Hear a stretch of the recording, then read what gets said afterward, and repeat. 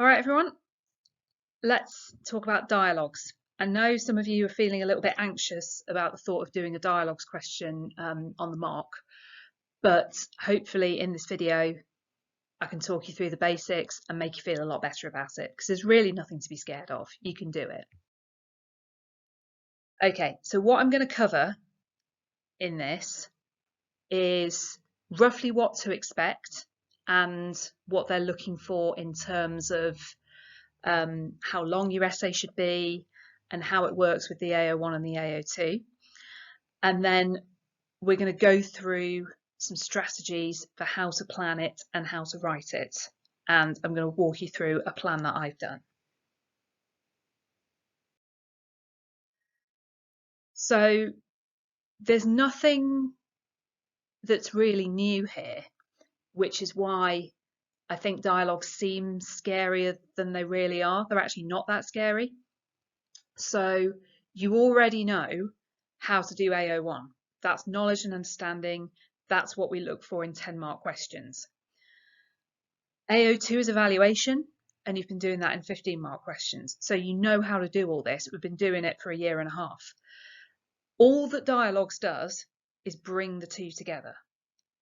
And dialogues is marked using the same levels of response as AO1 and AO2. You just put them together. So there's not a separate mark scheme for dialogues. There's not any new skills that you need. You already know how to do this. So what the examiner will get and what they will work from is pretty much this. The exam board do mark schemes for dialogues, but they tend to be very vague because there's lots and lots of ways to go about a dialogues question. And so they're never going to be able to anticipate on a mark scheme everything that anybody could say. So what they tell markers to do is to read the mark scheme, get familiar with the sort of things they might expect to see, and then put that aside and mark using the levels. So it is the levels that I really, really want you to get familiar with. Now, we've done some stuff in lessons on these lately. I've put them here for you. So on AO1, I've just put the top 3 levels because hopefully that's where we're all going to be. And AO2, we've got the top 4 levels. So 5, 4, 3, and 2.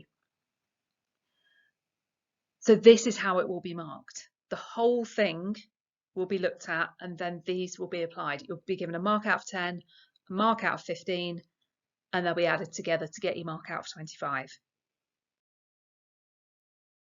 So here's what to expect. This is what questions look like.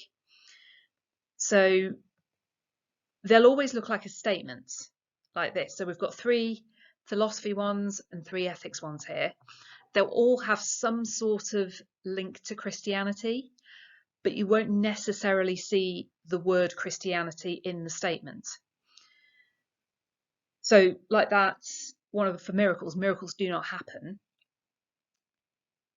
That isn't saying, for Christians, miracles do not happen, but you will be expected to refer to Christianity in your answer. Essentially, what they're looking for is your ability to bring together the different sides of the course. So these are, I think, all past questions or specimen questions. They can be quite broad. They can sometimes be quite specific. So that might affect the length of what you write. If you get something that's really quite specific, like the virtue ethics and voluntary euthanasia one, then that might restrict the length of your answer. But don't worry too much about that because the lengths are only ever going to be approximate. This is what dialogues questions look like on the paper. So you get the statement and then you get these instructions. So it critically examine and evaluate this claim with reference to the dialogue between Christianity and philosophy, or Christianity and ethics. That should say actually the bottom one. So the bottom one is an ethics one. I made a mistake there. That's all there is to it. So don't be freaked out by critically examine and evaluate. You already know what that means. That just means examine, unpack, explain, tell me what it means, that's your 10-mark skills, and evaluate, that's your 15-mark skills. Like I keep saying, nothing new here. Okay, let's talk through how to do it. So the first point, selection of relevant material is crucial. This is where you're going to feel a bit hard done by, but you are never going to end up needing everything that you know. So the temptation can be with dialogues to just kind of vomit out onto the page everything you can possibly remember. That's not the best way to do it. The best ones are actually when you are quite selective. So you pick the best points. And that's why planning is going to be important. And I'll come back to planning at the end. So you need to be including both AO1 and AO2 skills, but they don't have to be 50-50. So you don't need 50% AO1, 50% AO2. That's not how it works. You also don't need 50% Christianity, 50% philosophy, or 50% ethics. It can be much more blended than that. It's not marked on have you got half of your stuff on philosophy and half of your stuff on Christianity. They don't do it that way. There just has to be a dialogue between the two going on. But that will happen naturally. So you've got quite a long time to do this. Because it's an AO1 and an AO2, you add the time together that you would have if you were doing a 10 marker and a 15 marker. So you get 45 minutes. You're aiming for between 900 and 1,000 words. Obviously, don't count the words while you're writing. That's a waste of time. In my experience, this usually ends up looking like about 3 sides of A4, maybe a little bit more. It depends on the speed of your writing and the size of your writing. So you're going to draw on material potentially from both years, so last year and this year, and you're just looking for links to make between philosophy and Christianity and ethics and Christianity. Because you've got a 15-mark AO2 in there, it's like a long 15 marker in many ways. It has to have an overall conclusion. Otherwise, you can't get the top of that 15 mark band. And if you have no conclusion, that can really bring down your AO2 mark. So just like you would in a 15 marker, make sure you have a conclusion. All right, let's talk about structure. Like I just said, the best way to think of this is think of it as a long 15 mark answer. Think of it as a 15 mark answer, but you're putting more knowledge into it. Some of you are actually very good at this anyway. When we mark your 15 mark essays, we're pointing out, okay, there's too much AO1 there, there's too much AO1, there's too much knowledge, not enough evaluation. So you've accidentally got good at it already, some of you. Now you need to just think, right, it's an extended 15 mark, I need to explain my ideas, that's how I do it. Obviously, because there's 15 marks for evaluation, you need an argument that leads logically to whatever your conclusion is going to be.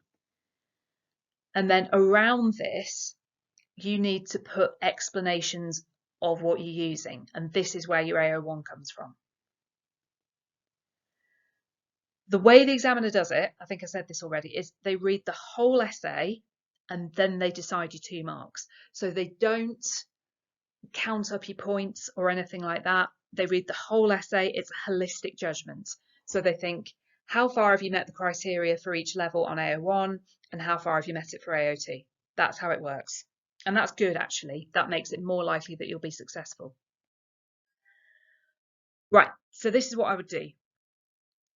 The exam board have said that you can do all the 10 mark content first and then move on to the 15 mark content.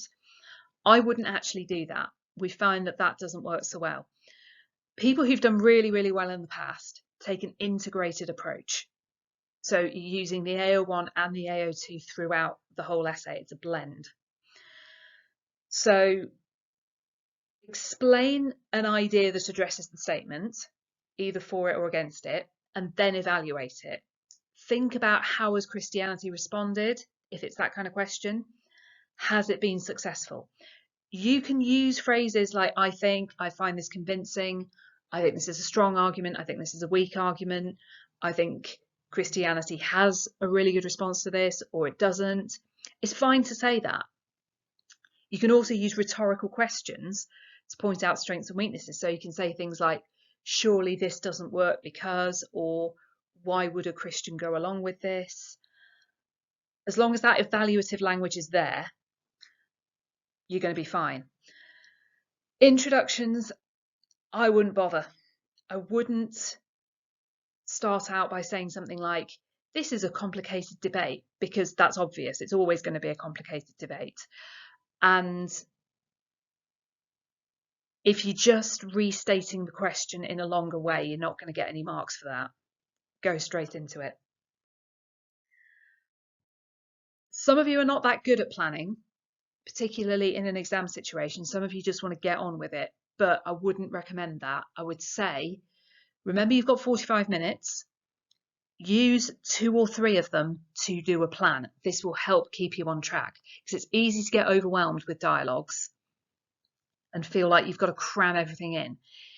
If you do a plan and stick to it, you're less likely to go wrong. So your first 2 or 3 minutes, make a quick plan. Decide what you want to include, and remember, be selective. You can't put in everything. There's no way. Think straight away about what is your argument going to be? What is your conclusion going to be? Where are you going with this? And think about the different areas of the course you can draw from, all the links that we're starting to make in our heads between the different topics and the different ideas. How can you exploit those?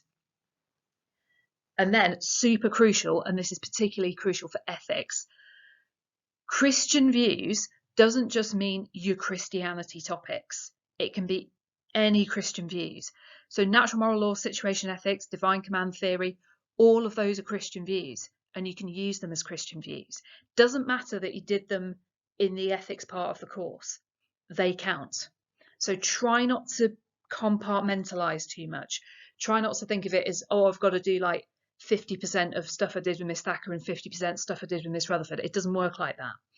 As long as there is a blend and there is a conversation going on between philosophy and Christianity, or ethics and Christianity, that's fine.